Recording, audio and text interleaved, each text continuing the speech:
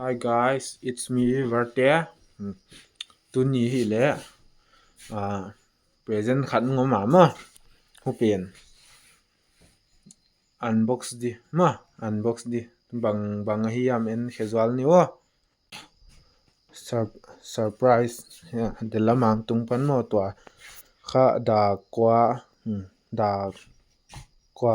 tung ya hi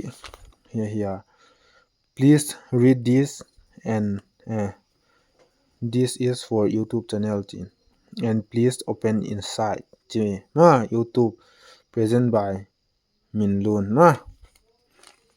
to kha box songal di hi kha bot khmai niu sorry chala ina aneki tu na mo inside the golden box. Look inside the golden box tilai here. Ura. Kholo. Deun lang hi. Most beautiful golden, please open, okay? Rupees. Man tam to ma hi. Trillion dek tingin to.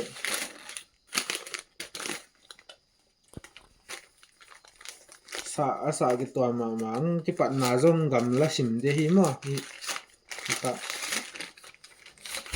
he lai di ki to bang han hi dam mo power bank khong hi dio phone khong hi dio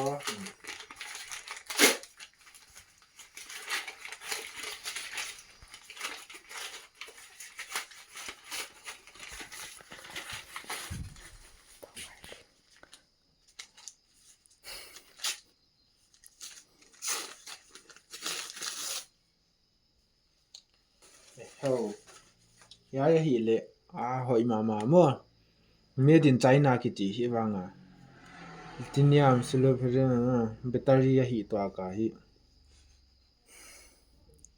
koglo power bank dan de hi mo phone charging thai gel di ti nai chu thanks to Mr. Min Loon ya video na net khak le ki pa tu kon gen so gen lan khat den hang ngal di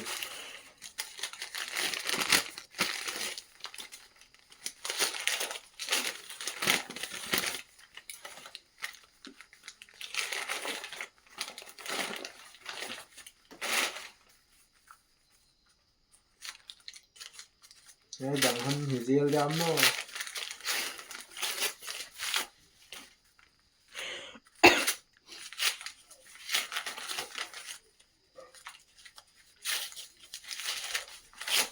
sa tuam na we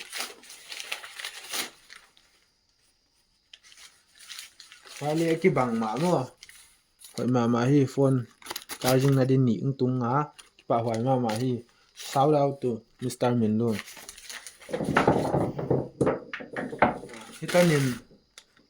hitanin hun sak new in video tamzo na mu du le like share subscribe na bol cha tun peace out